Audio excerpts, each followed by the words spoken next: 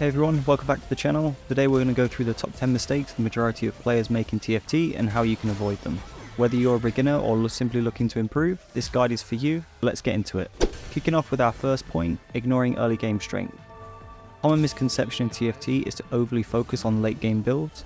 However, the early game is crucial for setting the stage. It's important to balance between saving gold and maintaining a strong board.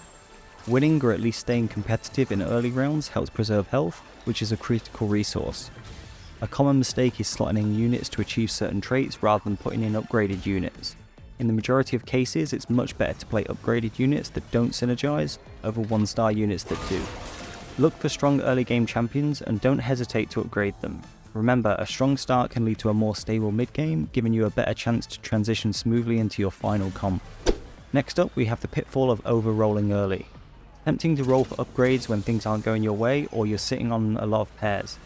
Hitting your interest breakpoints is one of the most important parts of the game, and over-rolling early can completely ruin the game if you're not careful. This doesn't mean you shouldn't roll at all, but be mindful about when and why you're rolling. Timing and context are everything. Learning when to roll at certain stages takes a lot of practice, and reflecting after games on whether the rolling improved or hindered your chances of winning the game. Moving on to point 3, which is misjudging your power spikes.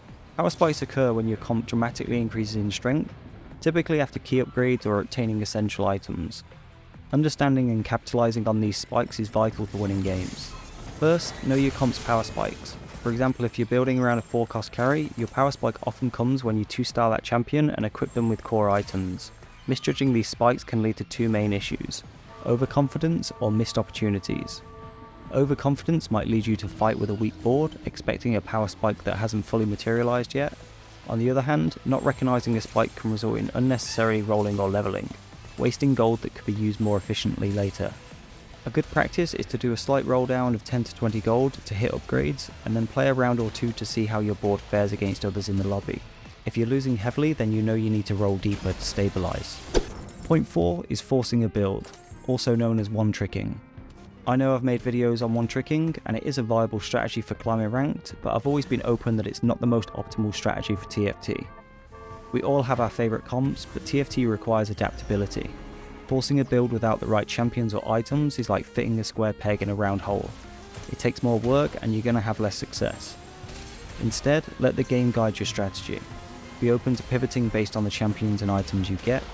This might mean switching your entire comp mid-game or gradually transitioning to a more viable strategy.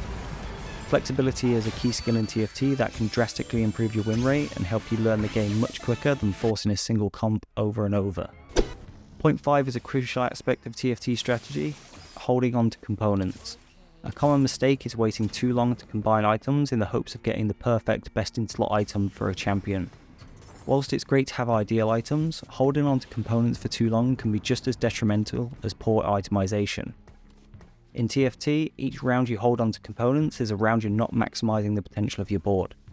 The power of a full item, even if it's not the ideal one, can often be the difference between winning and losing rounds, especially in the early and mid game.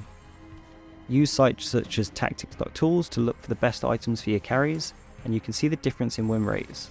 You'll see that there is only a tiny difference in win rates between the best in slot items and others that you may be able to find early on. The key is to balance between waiting for an optimal item and utilizing what you have to maintain board strength. Remember, TFT is a game of adaptation and making the most out of the current situation. While holding out for that perfect item can sometimes pay off, often the immediate benefit of a complete item far outweighs the potential of future gain. 6th, ignoring your health as a resource. In TFT, your health is more than just a countdown, it's a strategic resource. If you have a weak board, then losing early rounds on purpose for the extra economy loss streaking gives you is a very viable strategy for having a strong mid and late game. Not only that, but in some cases, not losing on purpose can completely ruin your game. If you have lost 4 rounds in a row just before going into a PvE round, then getting that 5th loss will give you a huge boost to your economy, as you'll get the loss streak interest gold for the PvE round as well. Make sure to look out when you think you can sacrifice some of your health to continue lose streaking so that you can use it to stabilize later on. At 7, we have not knowing when to pivot. One of the most challenging aspects of TFT is recognizing when your initial plan isn't working. Maybe you're not getting the right champions or others are contesting your build. The ability to pivot, to shift your strategy based on your current game state, is a key skill. This could mean transitioning to a different comp entirely or just tweaking your current one. Watch for signals like repeated champion drops and uncontested comps, and don't be afraid to change course if necessary. Number 8 is not adapting to the meta.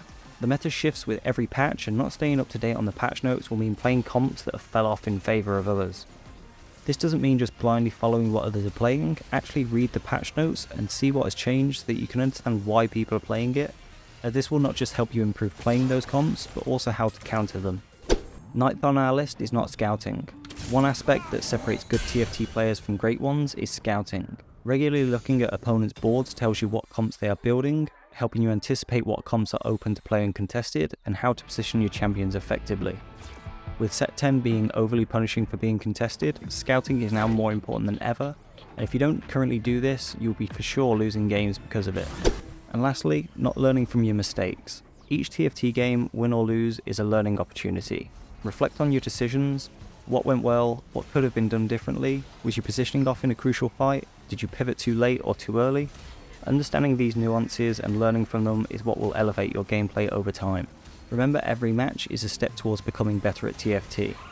I personally use the Meta TFT app as it lets you review your games round by round, and also gives you a good breakdown of what stages of the game you are weak or strong in, so you can target where to improve.